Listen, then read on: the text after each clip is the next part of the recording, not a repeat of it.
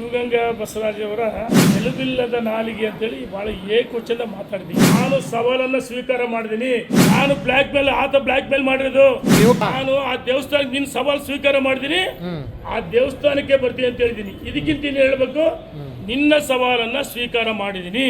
ನನಗೆ ಎಲ್ಲ ಶಬ್ದವನ್ನ ಬಳಸೋದಕ್ಕೆ ಬರುತ್ತೆ.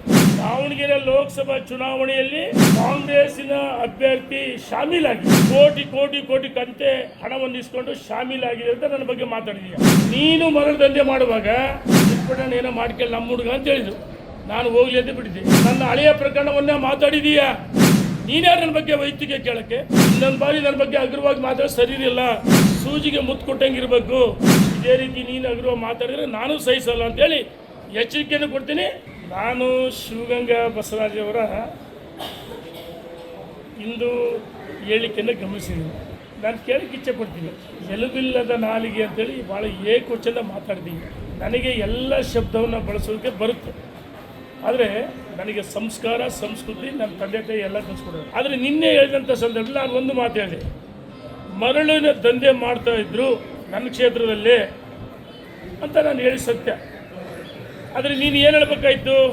ಇಲ್ಲಪ್ಪ ನಾನು ಮರಳಿದಂತೆ ಲೀಗಲ್ ಮಾಡಿದ್ದು ಇಲ್ಲೀಗಲ್ ಮಾಡಿದ್ದು ಅದನ್ನು ಹೇಳ್ಬೋದಲ್ಲ. ಅದರ ಬದಲಾಗಿ ಒಂದು ರೈತರ ಹೋರಾಟವನ್ನು ಅವಮಾನ ಮಾಡಿದ್ವಿ. ಇನ್ನು ಎರಡನೇದು ಚನ್ನಗಿರಿ ಕ್ಷೇತ್ರದ ಅಡಿಕೆ ಬೆಳೆಗಾರರು ಅಲ್ಲಿ ರೈತರೇ ನಿನಗೆ ಉತ್ತರ ಕೊಡ್ತಾರೆ, ನಾನು ಕೊಡಲ್ಲ.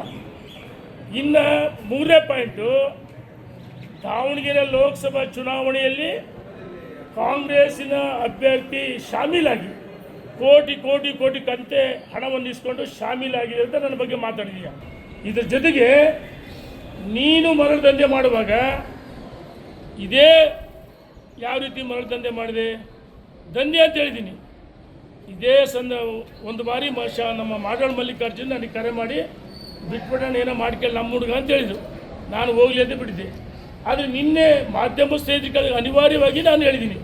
ಇದ್ರ ಜೊತೆಗೆ ನನ್ನ ವೈಯಕ್ತಿಕ ಚಾರಿತ್ರ್ಯ ಹರಣ ಮಾಡ್ತಕ್ಕಂಥ ಪ್ರಯತ್ನವನ್ನು ನೀನು ಮಾಡಿದೀಯಾ. ನನ್ನ ಹಳೆಯ ಪ್ರಕರಣವನ್ನ ಮಾತಾಡಿದೀಯಾ. ನೀನ್ಯಾರು ನನ್ನ ಬಗ್ಗೆ ವೈಯಕ್ತಿಕ ಕೇಳೋಕ್ಕೆ? ನೀನು ಯಾರು ನನ್ನ ಬಗ್ಗೆ ಕೇಳೋಕ್ಕೆ? ನೀನು ನನಗೆ ಒಟ್ಟು ಕೊಟ್ಟು ಕಲಿಸಿದ್ಯಾ? ನನ್ನ ಕ್ಷೇತ್ರ ಜನ ನನ್ನ ಆಯ್ಕೆ ಮಾಡಿದ್ದಾರೆ. ಆ ಪ್ರಕರಣ ಆದಮೇಲೂ ಇದ್ರ ಬಗ್ಗೆ ಮಾತಾಡೋಕ್ಕೆ ನೀನು ಯಾರು? ಇನ್ನೊಂದು ಬಾರಿ ನನ್ನ ಬಗ್ಗೆ ಅಗ್ರವಾಗಿ ಮಾತಾಡೋದು ಸರಿ ಇರಲಿಲ್ಲ, ಸಹಿಸಲ್ಲ. ನಿನ್ನ ಗಣಗಳು ಭಾಳಷ್ಟಿದೆ, ನನಗೆ ಎಲ್ಲ ಹೇಳೋಕ್ಕೆ ಬರುತ್ತೆ. ಆದರೆ ರಾಜಕೀಯದಲ್ಲಿ ಯಾವ ರೀತಿ ಇರಬೇಕು? ಸೂಜಿಗೆ ಮುತ್ತು ಕೊಟ್ಟಂಗಿರಬೇಕು. ಅದು ಬಿಟ್ಟು ವೈಯಕ್ತಿಕ ಚಾರಿತ್ರ್ಯ ಮಾಡೋದು ನಿನಗೆ ಅಧಿಕಾರ ಕೊಟ್ಟಾರೆ ಯಾರು? ಇನ್ನು ಮುಂದೆ ಇದೇ ರೀತಿ ನೀನು ಅಗ್ರವಾಗಿ ಮಾತಾಡಿದ್ರೆ ನಾನು ಸಹಿಸಲ್ಲ ಅಂತೇಳಿ ಎಚ್ಚರಿಕೆಯನ್ನು ಕೊಡ್ತೀನಿ.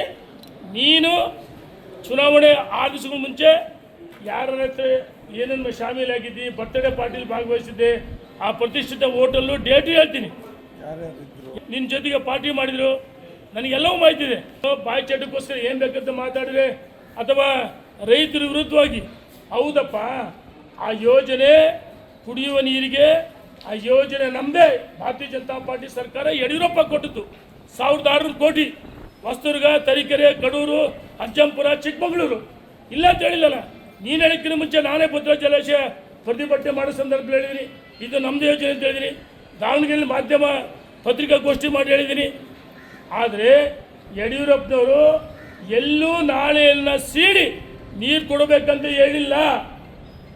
ನೀನು ಚನ್ನಗಿರಿ ರೈತರ ಪರನು ವಿರುದ್ಧವಾಗಿ ಅಂತೇಳಿ ನಿಮ್ಮ ಹೇಳಿಕೆಯಿಂದ ಗೊತ್ತಾಗುತ್ತೆ. ಅಡಿಕೆ ಬೆಳೆ ಅಗರ್ವ ಮಾತಾಡೋದು ಬಿಡಬೇಕಂತ ಹೇಳಕ್ಕೆ ಇಚ್ಛೆ ಪಡ್ತೀನಿ. ಧನ್ಯವಾದಗಳು. ನನ್ನ ಬಗ್ಗೆ ಅಗರ್ವಾಗಿ ಇವತ್ತು ಮಾತಾಡಿದ್ದೇನೆ. ನಾನು ಸವಾಲನ್ನು ಸ್ವೀಕಾರ ಮಾಡಿದ್ದೀನಿ. ಪ್ರಮಾಣಕ್ಕೂ ಸಿದ್ಧಾಂತ ಸವಾಲು ಸ್ವೀಕಾರ ಮಾಡಿ ಹೇಳಿದ್ದೀನಿ. ನೀನು ಹೇಳಿದ ದೇವಸ್ಥಾನಕ್ಕೆ ಬರ್ತೀನಿ ಅಂತ ಹೇಳಿದ್ದೀನಿ. ನಾನು ಬ್ಲ್ಯಾಕ್ ಮೇಲ್ ಆತ ಬ್ಲ್ಯಾಕ್ ಮೇಲ್ ಮಾಡಿರೋದು. ಅದಕ್ಕೆ ನೀನು ಏನು ಹೇಳಿದೆಯಲ್ಲ ಅದೇ ದೇವಸ್ಥಾನದಲ್ಲಿ ಬಂದು ಅಲ್ಲಿ ಚರ್ಚೆ ಮಾಡ್ತೀನಿ ಅಂತ ಹೇಳಿದ್ದೀನಪ್ಪ ರಾಜಪ್ಪ. ನಾನು ಬ್ಲ್ಯಾಕ್ ಮೇಲ್ ಮಾಡಿಲ್ಲ.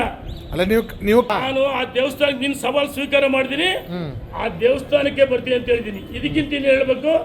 ನಿನ್ನ ಸವಾಲನ್ನು ಸ್ವೀಕಾರ ಮಾಡಿದ್ದೀನಿ. ನನ್ನ ಕ್ಷೇತ್ರ ಜನ ನನ್ನನ್ನು 3 ಬಾರಿ ಮತ ಕೊಟ್ಟಿದ್ರೆ ಯಾವುದೋ ಕಾರಣದಲ್ಲಿ ಗೆದ್ದಿದೆಯಾ, ಏನೋ ಮಂತ್ರಿ ಆಗ್ಬೇಕಂತ ಭಾರಿ ನಿಮ್ಮ ಪಕ್ಷದ ಸಚಿವರಿಗೆ ನೀನು ಅಸಮರ್ಥ ಸಚಿವರು ಅಂತ ಭಾಳಷ್ಟು ಮಾತಾಡಿದೀಯ. ಗೋಪಾಲಕೃಷ್ಣ, NY ಗೋಪಾಲಕೃಷ್ಣ, ಬೇಳೂರು ಗೋಪಾಲಕೃಷ್ಣ, ರಾಜು ಕಾಗೆ ಮತ್ತು ಬಿ ಆರ್ ಪಾಟೀಲ್ ಹಿರಿಯರು ಭಾಳಷ್ಟು ಜನ ಎಲ್ಲ ಹಿರಿಯ ಶಾಸಕರು ಹೇಳಿದರೆ ಈ ಸರ್ಕಾರ ಹಣ ಕೊಡ್ತಾಯಿಲ್ಲ ಅಭಿವೃದ್ಧಿಗೆ, ನಾವು ರಾಜೀನಾಮೆ ಕೊಡ್ತೀವಿ, ಚರಂಡಿ ಸ್ವಚ್ಛ ಮಾಡೋಕ್ಕೂ ಹಣ ಇಲ್ಲ ಅಂತ ಅವ್ರು ಹೇಳಿದ್ದಾರೆ. ನೀನೇನು ಹೇಳಿದೀಯಾ? ನಮ್ಮ ಸರ್ಕಾರ ಹಣ ಕೊಡ್ತಾ ಇದೆ. ಸರಿ, ಎಷ್ಟು ಸರಿ ನೀನು ಏನೇನು ಮಾತಾಡಿದಿ? ಯಾರೋ ನಾಯಕರು ಓಲೈಸೋಕ್ಕೋಸ್ಕರ ಈ ರೀತಿ ಹೇಳ್ಬೇಡ ಅಂತ ಹೇಳಕ್ಕೆ ಇಚ್ಛೆ ಪಡ್ತೀನಿ. ಧನ್ಯವಾದ.